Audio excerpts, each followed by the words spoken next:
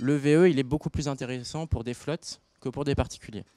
Il y a plusieurs raisons. Les flottes roulent plus, donc des coûts d'usage en kilométrage, des kilométrages plus longs, donc les coûts d'usage sont plus intéressants sur des véhicules qui consomment peu. Donc ça, c'est la première raison. La deuxième raison, c'est que les flottes prennent vraiment en compte tout ce qui est valeur résiduelle dans leur investissement initial. C'est-à-dire qu'ils anticipent la valeur résiduelle du véhicule et ils l'intègrent dans leur arbitrage. Et la valeur résiduelle d'un véhicule électrique est meilleure que celle d'un véhicule thermique, puisque tout simplement des coûts de maintenance plus faibles, des coûts d'usage plus faibles. Et donc, voilà, on a différentes estimations, etc. Mais on pense que la valeur résiduelle d'un VE au bout de 3 ans serait 5 à 10 points supérieure. Alors ça, en revanche, c'est notre vision long terme du marché.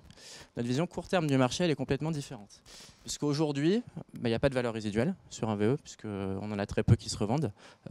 C'est compliqué d'avoir une bonne vision sur la valeur résiduelle avec le bonus qui existe.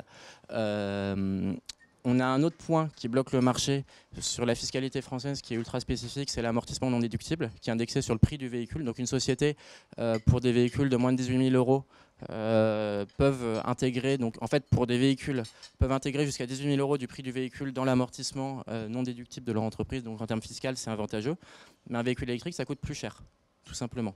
Et la batterie est intégrée dans le prix du véhicule. Et donc ça veut dire qu'une entreprise qui achète un véhicule électrique va devoir payer des impôts sur chaque euro au-dessus de 18 000 euros. Et donc forcément sur un véhicule électrique, ça le pénalise.